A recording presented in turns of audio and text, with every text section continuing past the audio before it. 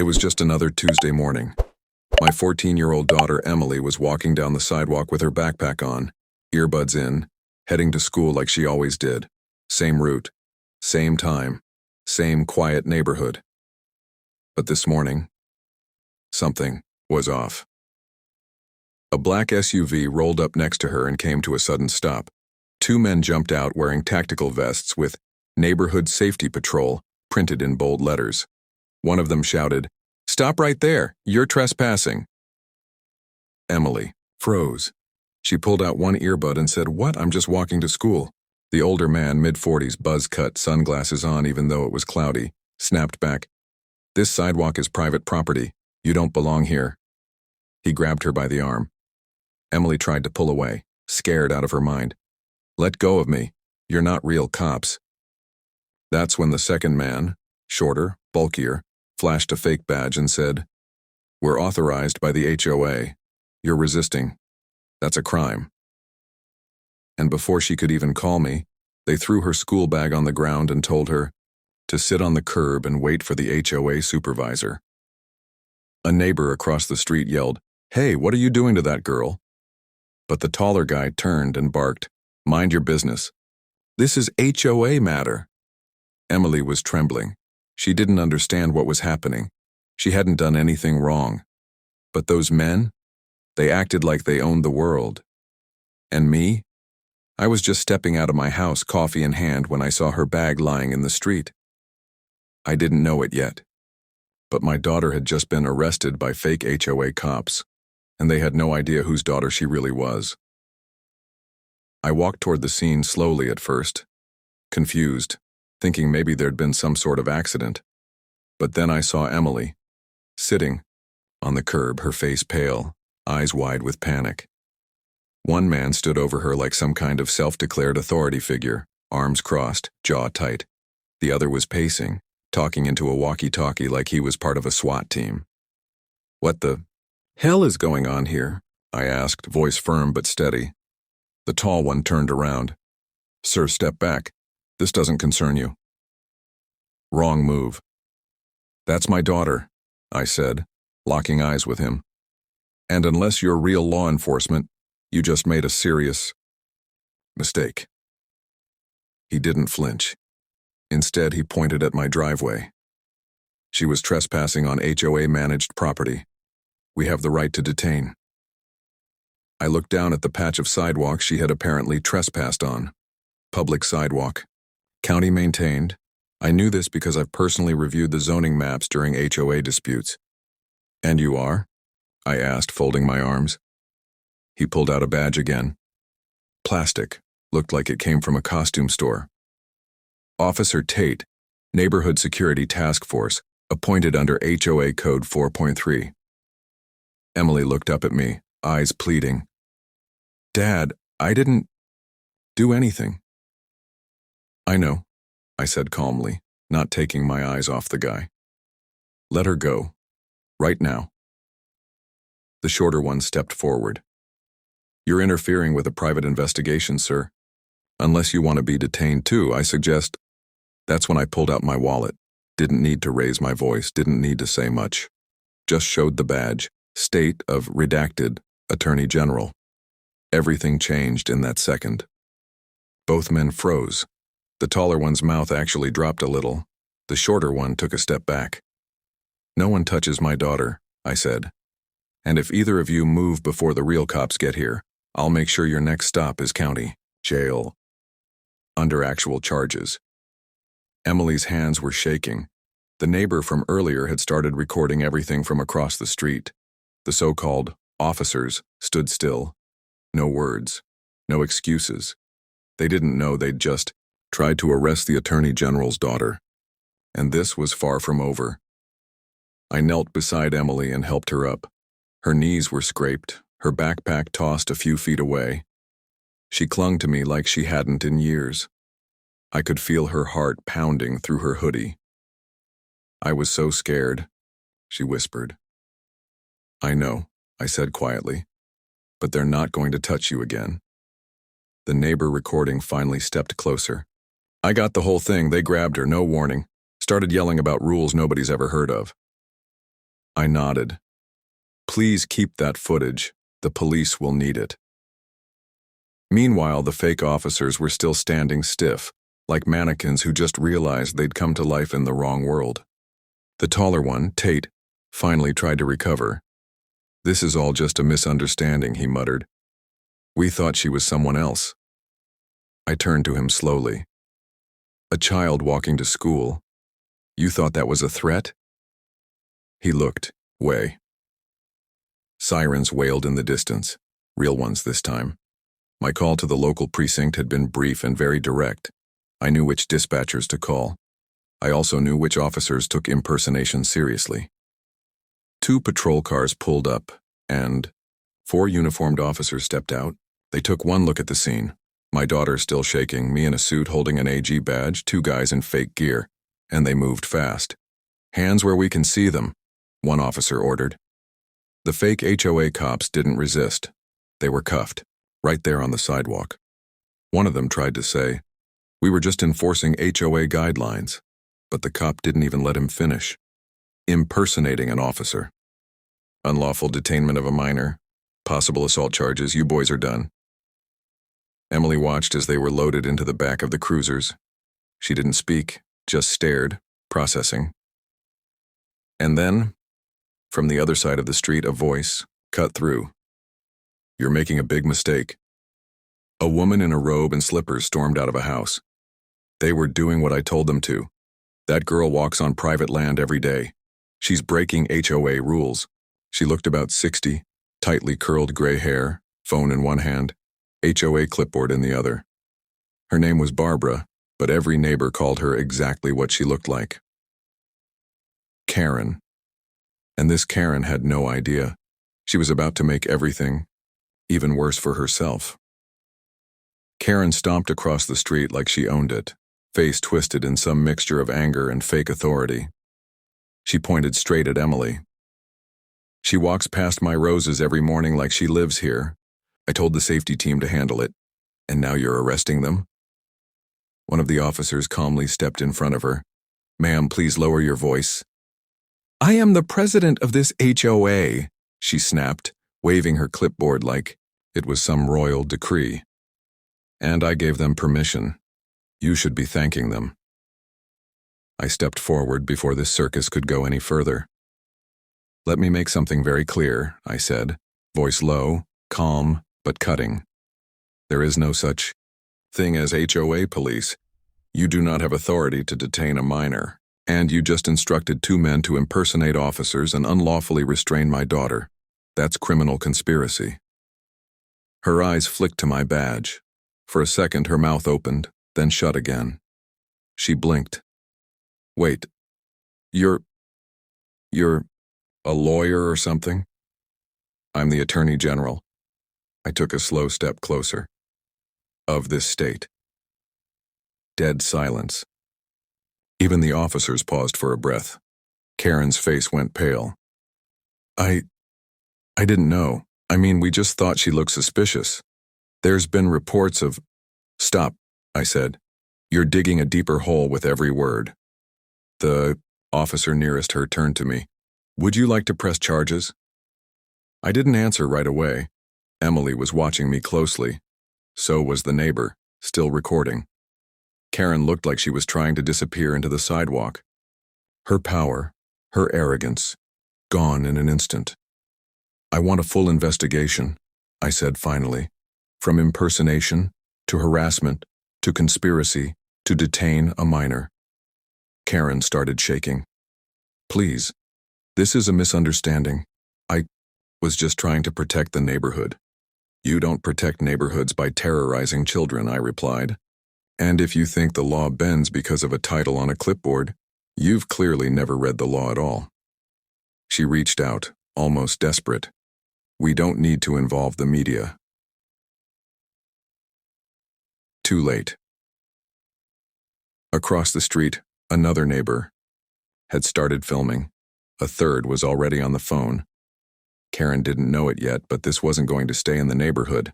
By that night, her face would be everywhere. By the time we got home, Emily had stopped shaking, but her silence was louder than any scream. I made her some tea, sat her down, and reassured her over and over. She did nothing wrong. Still, the look in her eyes told me everything. She didn't feel safe anymore, not on her own street. Meanwhile, my phone wouldn't stop buzzing. Journalists, legal aides, a local councilman. Apparently, word had already spread.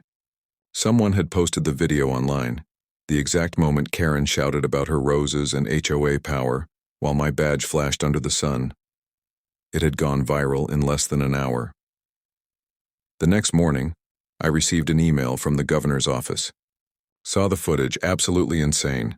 Let us know if you need anything. But that wasn't the twist. The real twist came later that afternoon when I received a call from someone inside the city clerk's office. "We've pulled HOA's filings like you requested," she said cautiously. "There's something you need to see." I drove straight over. She handed me a slim folder. Inside, proof that the HOA Karen was running had expired. The legal documents were never renewed after their original term. The entity had technically been dissolved 5 years ago. There was no official HOA, no authority, no board, no right to enforce anything. What Karen had been running was a fraud, and every rule she had been enforcing, every fine she had issued, every threat, letter, and confrontation was illegal. But it got worse. Because inside that folder was also a check copy. Karen had been collecting money from residents, hundreds in dues, and depositing them straight into a private bank account under her name. This wasn't just impersonation. It wasn't just harassment. It was felony-level HOA fraud. She didn't just pick the wrong kid to target. She picked the worst possible family to mess with. And now, I was building a case that was going to take down not just Karen, but every fake layer of power she'd been hiding behind. By the third day, my office had issued a formal inquiry. The neighborhood, once quiet, once blindly obedient, had erupted. People started coming out of their homes one by one, telling stories they'd kept to themselves for years. She fined us $200 because my son parked his bike too close to her mailbox. She threatened to tow our car for being too loud. It's a Prius. She told my husband he couldn't fly the American flag unless she approved the size of the pole. Story after story, all backed by fake notices, fake bylaws, and fear. Karen had ruled this place like a dictator, hiding behind garden fences and baked casseroles. But now, they weren't afraid anymore. One elderly couple, John and Martha, handed me a stack of papers. She made us pay $1,000 last year for annual maintenance fees, said we'd be sued if we didn't. The account number at the bottom, same as the one in the city's report. It wasn't just petty power grabs.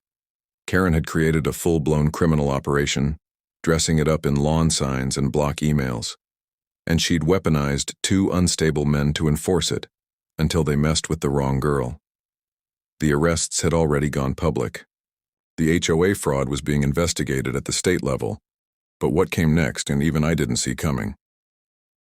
That evening, while Emily and I were eating dinner, there was a knock at the door. It was Karen. No clipboard, no sunglasses, no attitude. Just her and a paper envelope and shaking hands. "I came to apologize," she said, voice small. "I didn't know. I never meant for things to go this far." I didn't say a word. She handed me the envelope and turned to leave. Inside, a handwritten note that simply read, "Please don't ruin my life. I was only trying to protect what was mine." And underneath it, a cashier's check for $48,000. She thought she could buy her way out. She still didn't get it. This wasn't about money. It was about justice. The next morning, I walked into my office and dropped the envelope on my desk in front of my chief investigator. "She tried to bribe you?" he asked, raising an eyebrow. "She tried to survive," I replied, but not with truth, just silence. We opened a case file right then and there. Officially, no more warnings, no more chances. I wasn't just the Attorney General now. I was the man whose daughter got handcuffed on her own sidewalk by 2 clowns playing cops for a woman playing queen. Within 48 hours, we froze Karen's accounts. The bank records painted a picture even worse than I expected. She'd collected over $220,000 over the past 4 years in fake dues, violations, and repairs. All of it hidden in personal accounts, split across multiple banks. She was using HOA money to fund spa trips, new furniture, vacations, and the neighborhood? Falling apart, cracked sidewalks, dead light posts, fences rotting. We pulled in the 2 fake officers again for a second round of questioning. This time, they flipped. She told us she had a deal with the sheriff, one of them admitted. Said we were community peacekeepers. She gave us those badges, paid cash every week. The case was now bulletproof. Wire fraud, impersonating law enforcement, unlawful detainment, criminal conspiracy, misuse of public and private funds. Was everything she feared and more. And now it wasn't just her neighbors she'd have to answer to, it was the state. The arrest warrant was signed by the end of the day. And when they came for her, Karen didn't scream or argue. She just stood at her front door, hands trembling, robe wrapped tight, mascara already running, and whispered, "Please, it was just a misunderstanding." But it wasn't. Because protecting a neighborhood doesn't mean controlling it. It doesn't mean harassing kids or threatening families or making yourself feel powerful by stealing from those around you. And as the cuffs clicked around her wrists, every porch light in the neighborhood flicked on. Not one of them was sad to see her go. The trial came fast. Too fast for Karen to spin her usual stories. The media was everywhere. Headlines screamed things like fake HOA queen faces felony fraud charges and Attorney General takes down local tyrant after daughter's arrest. I didn't do press. I didn't need to. The facts spoke louder than I ever could. In court, her defense crumbled. The judge didn't even flinch when the prosecutors laid out every bank statement, every fraudulent notice, every dollar she siphoned off scared families just trying to live in peace. The footage of Emily being detained, that sealed it.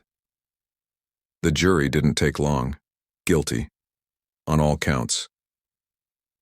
Karen was sentenced to 12 years in state prison with no parole for at least 6. The courtroom didn't cheer, but I saw nods. Quiet relief. Closure. Afterward, I took Emily out for ice cream. It was finally sunny again. She smiled like she used to, like the world was starting to feel safe.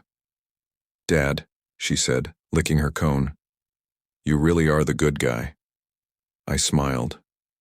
Only when someone picks the wrong fight, and they had. Karen had built a kingdom out of fear and lies. But she forgot one thing. Real power doesn't come from clipboards and fake uniforms. It comes from truth, from justice, from standing up, even when it's personal. So when people ask me if I'd do it again, every time. Because this wasn't just about HOA fraud. It was about every family she scared, every kid she threatened, every lie she sold in the name of power. And most of all, it was about one little girl, just trying to walk to school, not anymore afraid, but finally, free. The days after the verdict felt different. Peaceful, but not quiet. The neighborhood had changed, almost overnight. People were outside more. Lawns were no longer pristine out of fear, but alive with kids, conversations, and imperfect beauty. Flags waved without permission. Driveways had bikes again. No one asked for approval anymore. Karen's old house stood empty. A for sale sign out front, sun faded, almost embarrassed to be there. No one wanted it. Not because of its size or shape, but because of its shadow. But something beautiful happened in the weeks that followed. The community decided to form a real HOA, not one ruled by fear, but one based on fairness, transparency, and trust. They asked me to advise them, help write bylaws that actually protected, not punished homeowners. I agreed. Not as the Attorney General, just as a neighbor. A dad. Emily was the first to walk across the new community garden being built on what used to be Karen's lawn, a place where no one dared step before. Now, it was a space for everyone. There's a bench there with a little plaque. It doesn't mention me. It doesn't mention her. It says, "For every voice told to be quiet, speak louder." And beneath that, smaller, "Justice lives here now." Because that's the truth. You don't have to wear a badge to protect your home. You don't need a title to fight for what's right. And sometimes the most powerful thing you can be is the person no one saw coming, especially when they try to arrest your daughter without realizing who you really are.